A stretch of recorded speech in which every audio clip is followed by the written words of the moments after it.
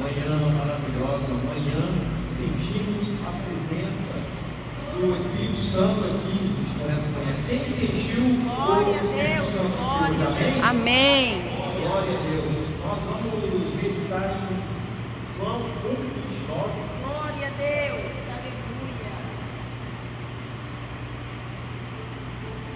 Abra sua Bíblia, por gentileza, João, capítulo 1, versículo 29. Ele está nesse lugar, pelo lugar do Espírito, porque tem grandes coisas ainda para falar comigo, para falar com todos aqui nesta manhã. Quem crê, amém? Amém. João, capítulo 1, versículo 29.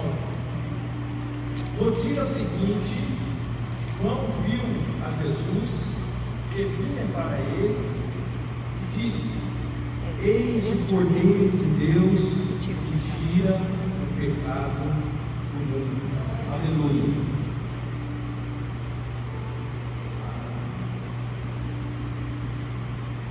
Para falarmos sobre todo esse texto, a gente precisa falar primeiro sobre o pecado. A gente precisa entender o pecado para depois, de fato, evitá-lo. Com isso em mente, nós temos dois extremos. Primeiro, tem coisas que podem parecer que é pecado, mas não são. E por outro lado, tem aqueles que pecam sem saber que estão pecando. Quando Paulo diz em Efésios 4:26 e 27, irai-vos e não pequeis, não ponha o sol sobre a vossa ira, não deis lugar ao diabo. Alguém não pode pensar que irar é pecado. Não necessariamente. Você pode irar sem pecar e também pode irar e pecar. A ira pode trazer o pecado. Então Paulo ele adverte: não deixe que o sol se ponha sobre a ira de vocês, não deem lugar ao diabo. Alguém dando lugar ao diabo, ele pode ficar vulnerável, ele pode ficar exposto, irar e depois pecar. O outro extremo, que tem aquelas pessoas que pensam que não pecam porque falta conhecimento. Então, pela falta de conhecimento também o homem peca. Em 1 Coríntios 15:34, Paulo diz: vigiai justamente e não pequeis, porque alguns ainda não têm o conhecimento de Deus. Digo para vergonha de vós. As pessoas, elas se ocupam com coisas deste mundo, elas não se importam com as coisas de Deus, elas não estudam, elas não se interessam. Essa falta de conhecimento, estrutura, traz sérios problemas, fazendo-as pecar. Elas agem de maneira a deduzir que algo não é mais pecado, que isso aqui que antes era, mas é muita ignorância, isso aqui, os outros povos eles eram muito tapados, isso não é pecado, aquilo não é pecado. Estão perdendo a identidade, decidindo coisas por conta própria, sendo donos de sua própria razão, comendo e bebendo indignamente a sua própria condenação, não discernindo o corpo de Deus. Meu Deus! A definição mais básica então de pecado que temos nessa vida, abre sua Bíblia, 1 João 3:4. Oh, glória a Deus. Glória a Jesus. 1 João 3, versículo 4, diz assim: todo aquele que pratica pecado também transgride a lei, porque o pecado é a transgressão da lei. Entendendo? Todo aquele que pratica pecado transgride a lei, porque o pecado é a transgressão transgressão da lei, a quebra da lei, a desobediência. Essa é a definição bíblica de pecado. As pessoas, elas têm um costume de compararem só as coisas que elas querem. Fulano faz isso, faz aquilo, então, e ele está de boa, ele não tem nenhum prejuízo, então eu vou fazer também. Elas não comparam coisas boas, né? Fulano jejua e ora 5 vezes por semana, eu vou jejuar. Eita glória! Fulano ora todo dia às 3 horas da manhã, eu também vou copiar. Não, elas copiam coisas ruins. Precisa entender que pessoas tratam com pessoas de forma e tempo diferente. Nós não podemos basear a nossa vida espiritual em pessoas. Nós temos que basear no Espírito Santo. Se o assunto é espiritual, as pessoas não faz jus a isso. No ato da conversão, Deus então concede 3 fases de tratamento. Quando você se converte, Deus cuida da culpa causada pelo pecado. Deus culpa do poder que o pecado tem quando nós não damos lugar. E Deus cuida também, Deus vai lidar com a presença do pecado que pode ser interrompido na sua vida. A culpa. Os pecados são como crimes, transgressões da lei de Deus. O pecado, ele condena o ser humano, mas quando ele crê, ele é justificado, ou seja, a culpa do pecado é tirada. Eis o Cordeiro que tira o pecado do mundo. Glória. Então, quando o homem se converte, Deus primeiro resolve o problema na culpa. Justificados, pois, sois pela fé para com Deus. Temos paz com Deus. Então, quando cremos, a culpa do pecado é tirada e não podemos mais ser condenados. Depois, Deus vai tratar com o poder que o pecado pode ter sobre a vida do ser humano. O que é poder? É a inclinação que nós temos para o pecado. Deus nos dá o Espírito Santo, que nos regenera. Ele também nos dá os frutos do Espírito, que um deles é domínio próprio. O que esse fruto nos dá? É o poder que Deus nos dá para exercer o autodomínio, exercer sobre as nossas faculdades. É chamada mortificação do pecado. Por isso que Paulo diz assim: e o pecado não terá mais domínio sobre vós. É por isso que nós crentes temos que ser cheios do Espírito Santo para não darmos brechas para o pecado. Somos cheios, logo temos domínio sobre os impulsos, sobre a ira, sobre o controle e sobre emoções. Glória a Deus. Hoje eu te pergunto aqui nessa manhã: você está sendo crente? Está deixando se levar por esses pecados? Você não está fazendo uso do domínio próprio que Deus nos deu? Todo crente tem esse domínio próprio. Você tem que fazer uso dele, porque nós somos lavados e remidos do sangue de Jesus Cristo. Amém, aleluia. Cuidado, que o Espírito Santo ele está exigindo de você que você seja fiel a Ele, para não dar brechas para o pecado. Mas como que eu faço para me ativar esse mecanismo?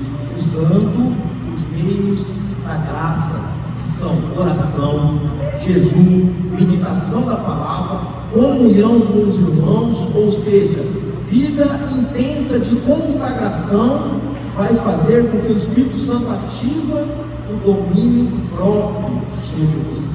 Aleluia. E número 3, Deus vai lidar com a presença do pecado. Emerson, mas eu sempre vou ter que lutar contra isso? Sim, É normal? É. Lutar é pecado?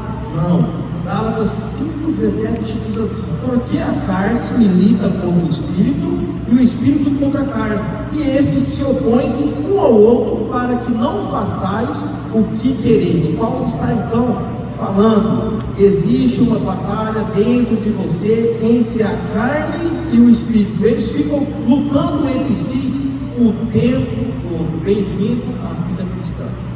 Nós crentes estamos numa batalha espiritual, 24 horas por dia, 365 dias por semana. A carne quer pecar, ela quer fofocar, ela quer irar-se, ela quer invejar, mas o espírito não. Ele quer restringir, combater. O espírito quer amar, perdoar, se santificar, orar e buscar. Então eles ficam nesse conflito constante. Quem vai ganhar? Quem que vai sobressair na sua vida?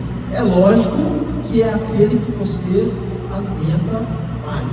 Se você alimenta a carne, fazendo fofoca na internet, alimentando-se com conteúdos vãos, ouvindo música profana, a carne com certeza vai vencer. Então fraquezas como a ira, a inveja, a ansiedade vão se manifestar, infelizmente, sobre a sua vida. Por outro lado, se você alimenta o espírito com santificação, separação, leitura da palavra, oração, meditação, o espírito vai sobressair acima da carne na sua vida. Logo, as manifestações da carne, o ira, inveja, pulsões, serão mortificadas. Você exercerá domínio sobre elas e terá o domínio próprio. Aleluia. Peça a Ele então esse fruto do Espírito para que você tenha uma vida com controle, com autocontrole. Glória a Deus. João Batista, ele apresentou Jesus dizendo: eis o Cordeiro que tira o pecado do mundo. Oh, glória a Deus, aleluia. As pessoas estão adorando, às vezes, somente no coletivo. Tem pessoas que, quando dá glória, ela vai dar glória junto só para mostrar que está ativa, reproduzindo o que as outras fazem, sem nenhum sentimento verdadeiro pelo Espírito Santo. Elas fazem só o seu próprio status, só para ganhar likes, mas tudo é aparência exterior e pensam às vezes que estão passando despercebidos, ou fingem que é, mas na verdade eita, não é. glória. Mas Deus está dizendo nessa manhã: eu sei quem você é. Glória Essa frase, a Deus, ela aleluia. pode ser boa para alguns e ela pode ser ruim para outros.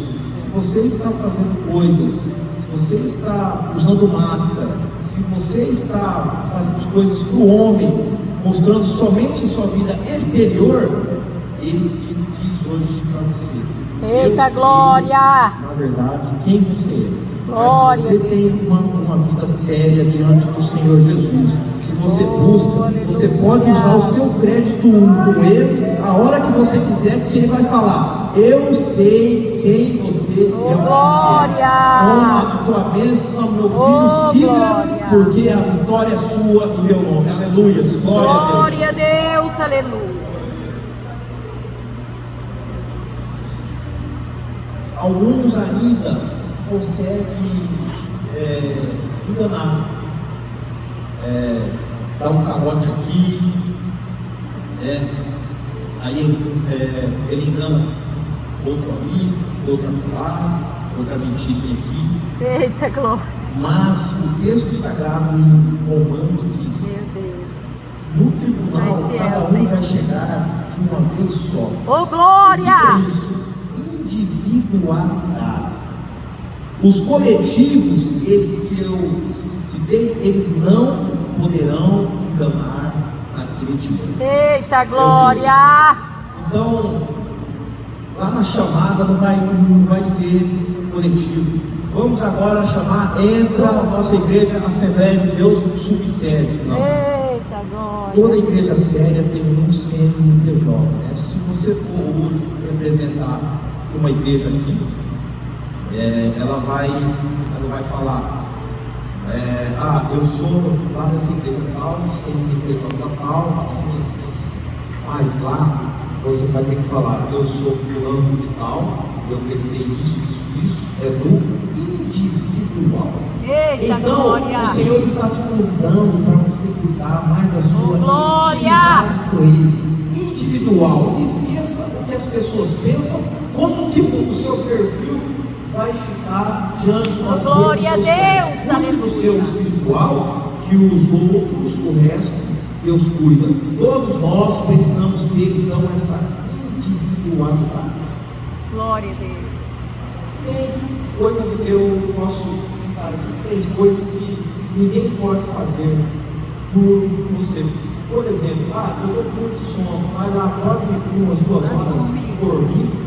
Não, eu estou com fome, come ali, come aquela picanha, né? Daí eu fico, não. Eu posso sonhar por alguém, né? Não. Eu posso sonhar com alguém, mas não consigo sonhar com alguém. Então, tem coisas que são facultadas a mim. Eita, glória! Individualidade, não tem como terceirizar. Então, eu posso interceder por você, mas eu não posso ser crente por você. Glória! Individualidade. Mas eu tenho uma palavra bem simples aqui. Eu volto a falar uma boa e uma não tão boa para pessoas. Deus sabe quem você é. Oh, se você glória! está na linha, Ele Aleluia! sabe. Se você está na prova, Ele sabe. Como o Glória a Deus. pastor sempre dizia: para de fugir da ceia por causa do pecado. Fuja do pecado por causa da ceia. Aleluia. Glória a Abra Deus. Mateus, por gentileza, eu já vou terminar. 26:36. Mateus Aleluia. 36.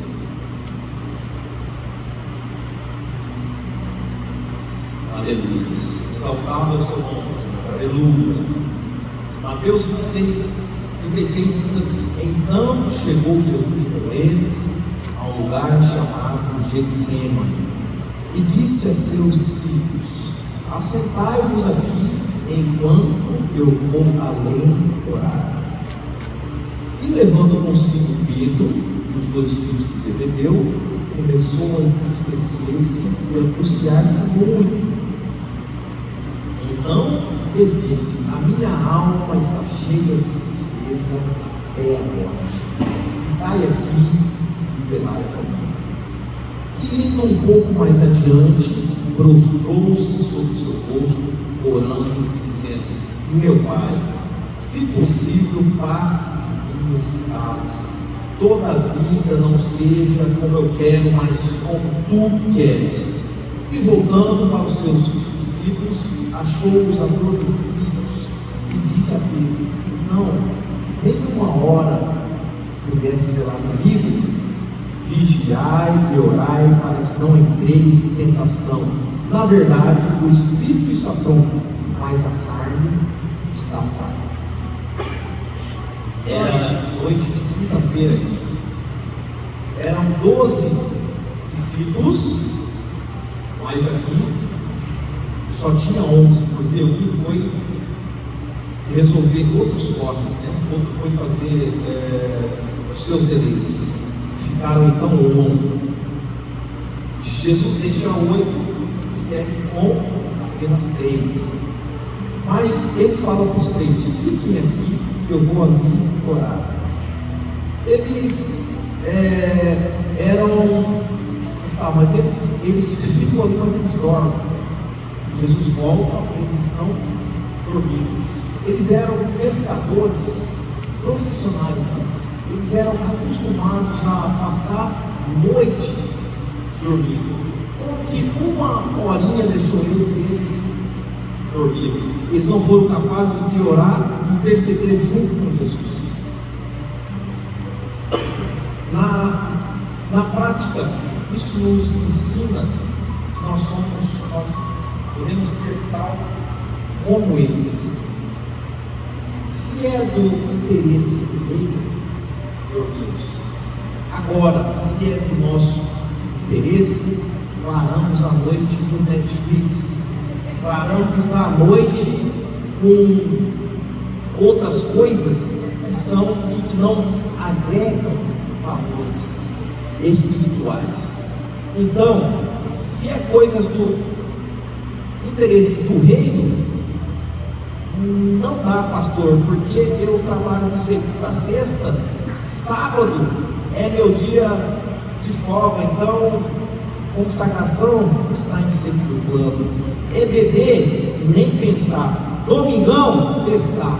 Larga a mão de interesse do reino. Tudo que é coisa do interesse pessoal, a gente parece que dá mais valor. Será que eu estou entrando nessa mesma... Será que eu estou entregando a mesma dimensão, proporção e intensidade que eu me entrego da área espiritual, né? Da área material, da área espiritual? O problema então é proporcionalidade. A mesma intensidade que eu vou no shopping, por que eu não venho com essa mesmo vigor para a consagração? A mesma intensidade que eu desço para a praia, por que eu não uso essa mesma intensidade para subir? Eita, glória, aleluia, glória Fica a Deus. essa reflexão para que a gente possa nos policiar para melhorarmos a nossa intimidade com Deus. Então, os três ficaram dormindo. O que Jesus ensina com isso? Fica vocês três, que eu vou mais ali. Tem processos na vida que a gente precisa passar sozinhos. Antes era 11,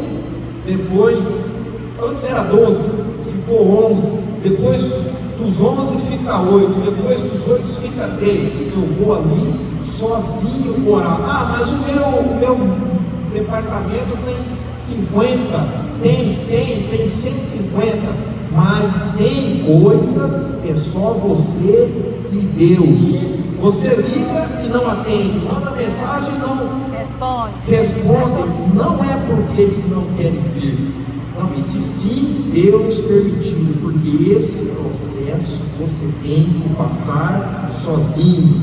Então será que o Getsemane me remete a uma prova que só eu passo? Sim. Sozinho? Sim. E meus amigos? Não entram. E meu pai? Não entra. Para quê? Para ensinarmos que existem provas chamadas de provas privadas. Existe prova que é só sua, existem ambientes que é só seu. Mas Everson, quais são esses ambientes?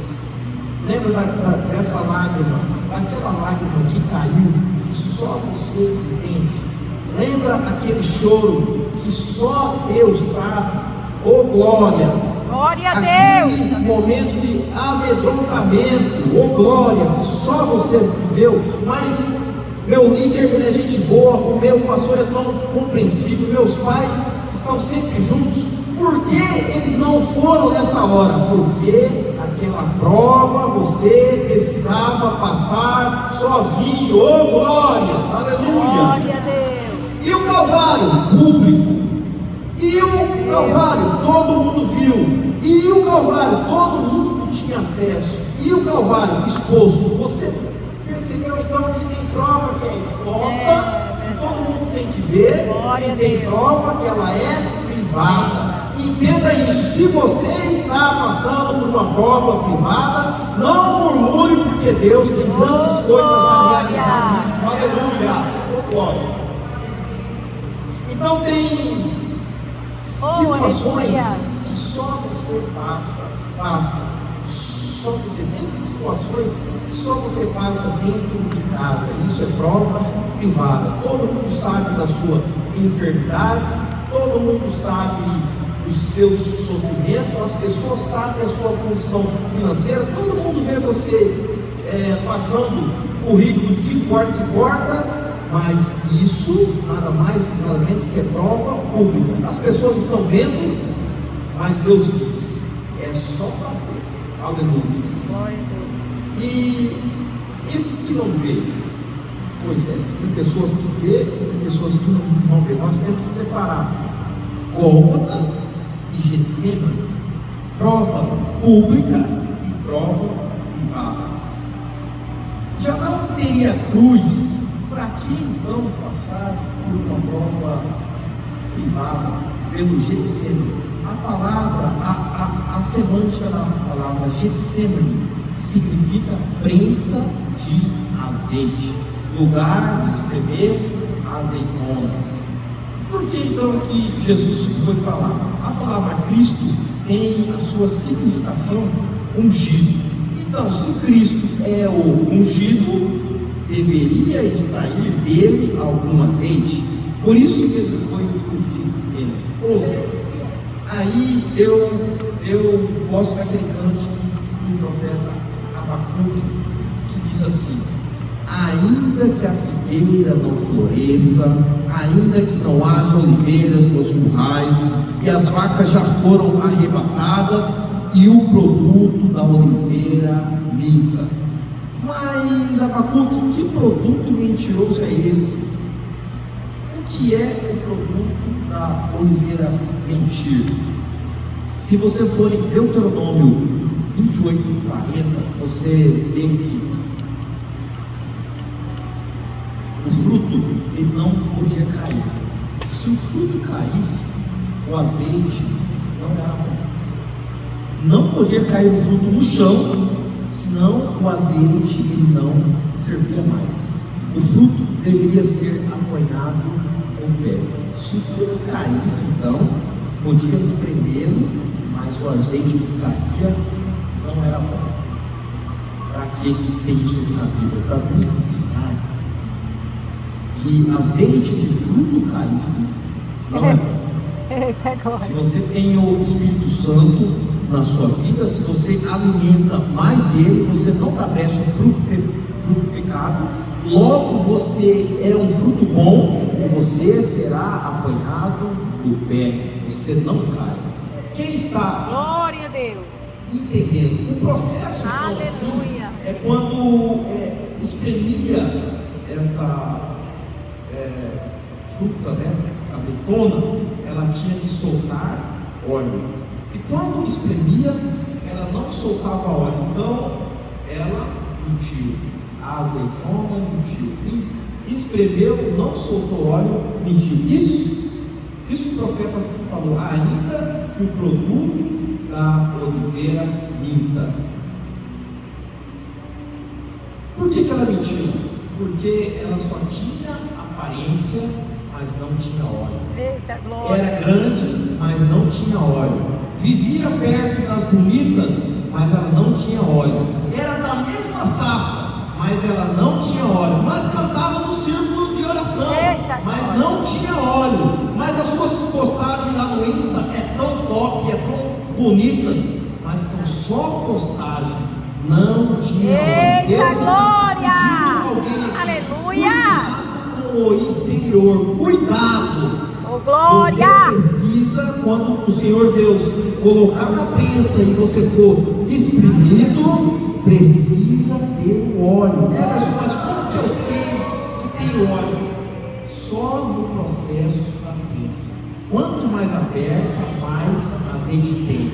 Quanto mais aberta, mais azeite tem. Você já parou para comparar o preço da azeitona com o preço do azeite?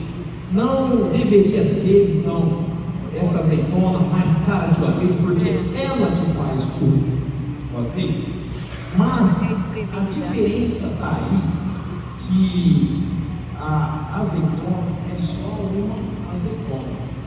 O azeite é a azeitona mais o processo da prensa. O processo da prensa, então, ele vai fazer encarecer. Eu quero ser usado nas mãos do oleiro.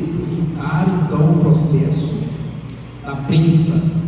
Eu quero ser um obreiro de valor. Encare o processo que você vai ser valorizado. Deus trouxe alguém então aqui para me dizer Você pode estar passando por lutas perigosas, lutas que você até fala, eu não vou conseguir, mas fica tranquilo, segura a onda, segura a pensa, porque você está sendo valorizado. Aleluia, aleluia. Tem gente que precisa desse óleo que está pingando tudo de você, porque ele precisa da unção. Suporta essa pressão, suporta essa pensa. Deus está falando nessa manhã. Você já cantou prensado? Você já pregou prensado? É diferente. Quando tem o óleo, o Senhor Deus abençoa. A unção está no processo da prensa. Aleluia, aleluia. Aleluia. O Getsemane, então, o lugar da prensa é para você passar sozinho. Mas fica tranquilo que o Judas só vai lá se for de interesse dele. Ele vai lucrar com alguma coisa? Sim, então ele vai. Se ele não for lucrar com nada, ele não vai. Mas o texto está nos evidenciando que Jesus passa essa agonia do Getsemane sozinho. O que é mais interessante é perceber que quando não tiver Pedro, quando não tiver Tiago e nem João, quando não tiver amigo, quando não tiver paz, quando não tiver apoio moral, o texto em Lucas 22, 43 diz: então lhe apareceu um anjo do céu que lhe confortava. Oh glória! Glória a Deus! Quando Pedro dormir, quando Tiago dormir, quando João dormir, quando os amigos dormirem, Deus não dorme. Ele enviará seus anjos. Receba essa palavra. Quando faltar socorro do céu, Deus vai mandar socorro. Quando faltar socorro na terra, Deus vai mandar socorro do céu. Glória a Deus! Aleluia, glória.